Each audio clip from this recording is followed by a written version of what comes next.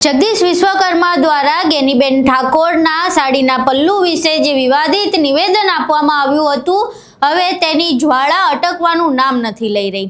આ આખા મામલે ગઈકાલે વાવથરાદમાં આપણે એક હોબાળો થતા જોયો। વાવથરાદમાં મોટી સંખ્યામાં જનમેદની એકઠી થઈ હતી। ઠાકોર સમાજના લોકો તેમજ કોંગ્રેસના નેતાઓ અને કાર્યકર્તાઓએ આખી ઘટનાને લઈને પ્રચંડ વિરોધ પ્રદર્શન કર્યું હતું અને હવે આ વિરોધ પ્રદર્શન બાવળામાં પણ જોવા મળશે। આખી ઘટના શું છે તેના વિશે વિગતે ચર્ચા કરવી છે। નમસ્કાર, તમે જોઈ રહ્યા છો ચક્રવાત ન્યૂઝ, હું આપની સાથે હેમલ।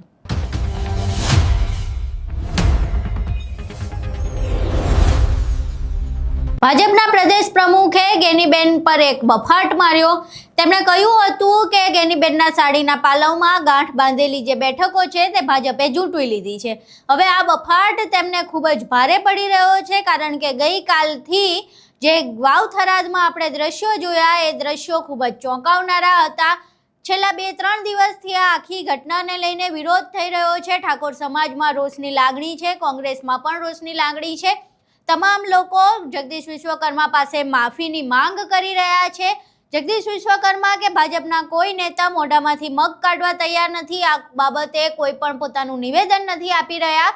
અત્યાર સુધી ઠાકોર સમાજ રોષે ભરાયેલો હતો અને ઠાકોર સમાજે જે વાવથરાદમાં વિરોધ પ્રદર્શન કર્યા તે આપણે જોયું। જે મોટી સંખ્યામાં જનમેદની એકઠી થઈ હતી ગેનીબેનના સન્માન માટે, એ પણ આપણે જોયું। હવે આ આખી ઘટનામાં કોળી સમાજની પણ એન્ટ્રી થઈ ચૂકી છે। હવે કોળી ઠાકોર સમાજ દ્વારા બાવળામાં વિરોધ પ્રદર્શનનું આયોજન કરવામાં આવ્યું છે। આવતીકાલે બાવળા ખાતે જે ગેનીબેનના સન્માન ઉપર આંચ લાગી છે તેને લઈને વિરોધ પ્રદર્શન અને રેલી થવાની છે। આ રેલી કલેક્ટર કચેરી ખાતે પહોંચશે અને ત્યાં જઈને આવેદનપત્ર આપવામાં આવશે।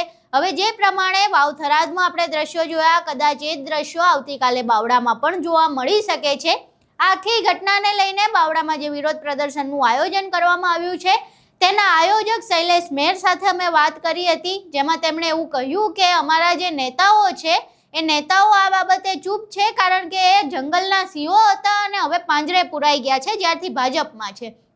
આખી ઘટનામાં તેમણે ગેનીબેન વિશે જે વિવાદિત નિવેદન આપવામાં આવ્યું છે તેની વિશે પણ વિરોધ નોંધાવ્યો છે અને આવતીકાલે તેનું વિરોધ પ્રદર્શનનું જે સ્વરૂપ છે એ પણ જોવા મળશે એની પણ વાત કરી। આ સિવાય પોતાના સમાજના નેતાઓને પણ તેમણે આડે હાથ લીધા હતા, કારણ કે એક દીકરીના સન્માન વિશે તેઓ મૂંગા છે।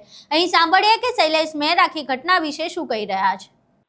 એક પોસ્ટર તમારા ફેસબુક પ્રોફાઇલ પર મૂકવામાં આવ્યું છે કે આવતીકાલે બાવળામાં રેલીનું આયોજન કરવાનું છે કોળી ઠાકોર સમાજ દ્વારા। આખી ઘટના શું છે? હા, આખી ઘટના એ છે કે જે અત્યારે ગેનીબેન ઠાકોર ઉપર જે અભદ્ર ટિપ્પણી કરવામાં આવી છે જગદીશ વિશ્વકર્મા દ્વારા, એ બાબતે અત્યારે સમગ્ર ગુજરાતની અંદર રોષ વ્યાપી ફાટ્યો છે।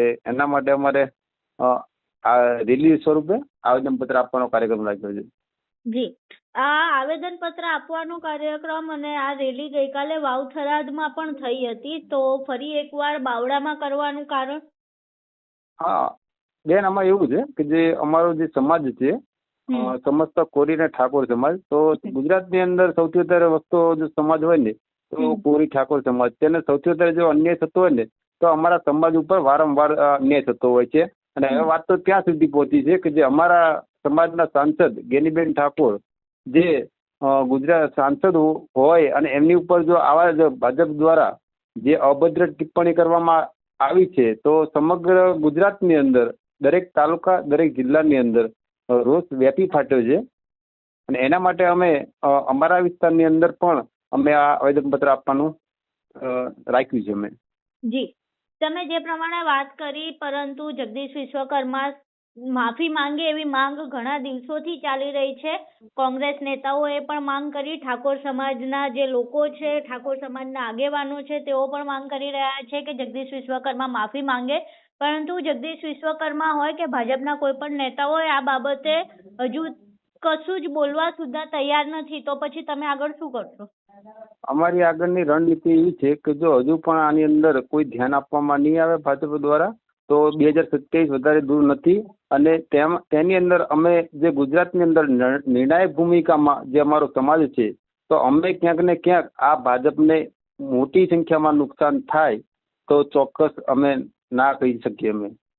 જી, કોળી ઠાકોર સમાજની વાત કરી. કોળી સમાજના 15 ધારાસભ્યો છે વિધાનસભામાં, પરંતુ જે પ્રમાણે નવનીત બાલદિયાના કેસમાં કોળી સમાજના જે ધારાસભ્યો એક થયા હતા અને પછી જે પ્રમાણે તેઓ ગાંધીનગર ગયા હતા અને આખી જે ચળવળ હાથમાં લઈ લીધી હતી નવનીત બાલદિયાના કેસમાં, એ વસ્તુ ગેનીબેન વાળામાં નથી થઈ રહી. જે પ્રમાણેનું વિવાદિત નિવેદન જગદીશ વિશ્વકર્મા દ્વારા આપવામાં આવ્યું છે, વાત કરવામાં આવતી હોય નવનીત બાલદિયા વખતે, તો એ પ્રમાણેનું કોઈ નિવેદન અત્યારે કોઈ પણ નેતાનું નથી આવી રહ્યું સામે.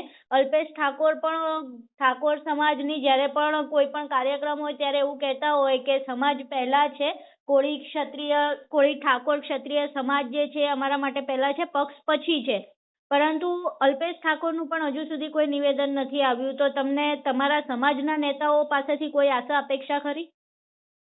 હવે બેન, હું તમને એક ટૂંકમાં વાત કહું. જે અમારા બધા સિંહો હતા ને, એ પેલા જંગલના સિંહો હતા, પણ અત્યારે બધા જે અમારા સિંહો છે ને, એ કંઈક ને કંઈક જેમ પાંજરે પુરાઈ ગયા હોય તેવી પરિસ્થિતિ એ લોકોની થઈ ગઈ છે કે ક્યાંય એ લોકો પણ સમાજની અંદર અન્યાય થાય તો બોલી શકતા નથી. કારણ કે જે અત્યારે જે આ લોકો ચલાવી રહ્યા છે, તો તાનાશાહી ચાલી રહી છે. તો અત્યારે ક્યાંક ને ક્યાંક આ જે અમારા સમાજના ઘણા સાંસદો પણ છે અને ધારાસભ્યો પણ છે, પણ આ લોકો ક્યાંક ને ક્યાંક દબાયેલા હોય, યા તો આ પાર્ટીની વિરુદ્ધમાં જઈ શકતા નથી હોતા અને એના કારણે આ લોકો મૌન છે.